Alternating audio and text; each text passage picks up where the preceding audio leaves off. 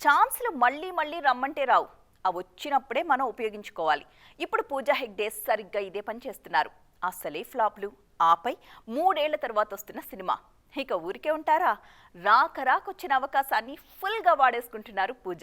ఈ భామ glamour షోతో social media తగలబడిపోతోంది ఇప్పుడు. ఒకప్పుడు పూజా హెగ్డే కెరీర్ కి ఈ పాట బాగా సెట్ అయ్యేది. కానీ 2 ఏళ్లుగా సీన్ మారిపోయింది.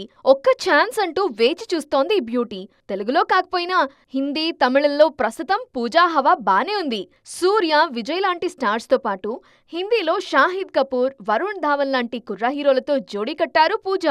2 ఏళ్లుగా పూజా హెగ్డేకు రిలీజ్లు లేవు.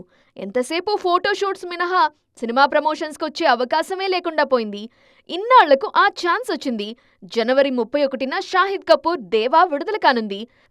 రాక వచ్చిన ఈ ఛాన్స్ ఫుల్గా వాడుకుంటున్నారు పూజా హెగ్డే. దేవా ప్రమోషన్స్ లో హై రేంజ్ గ్లామర్ డోస్ తో రెచ్చిపోయారు ఈ బ్యూటీ. ఓఎస్ఎస్ ఫర్టిలిటీలో సైన్స్ ఇంకా ఓఎస్ఎస్ హెల్ప్ తో ఎందరి కలలు నిజమయ్యాయి. In the good hands of science. Mummy daddy అవ్వాలంటే ఓఎస్ఎస్ కి కాల్ చేయండి. సినిమాలో పూజా హెగ్డే గ్లామర్ షో చేసిందో లేదో తెలియదు కానీ బయట ప్రమోషన్స్ లో మాత్రం తగ్గేదేలే అంటున్నారు. కేవలం ఈ గ్లామర్ షోతోనే సోషల్ మీడియాలో ఫుల్ ట్రెండింగ్ లో ఉన్నారు పూజ.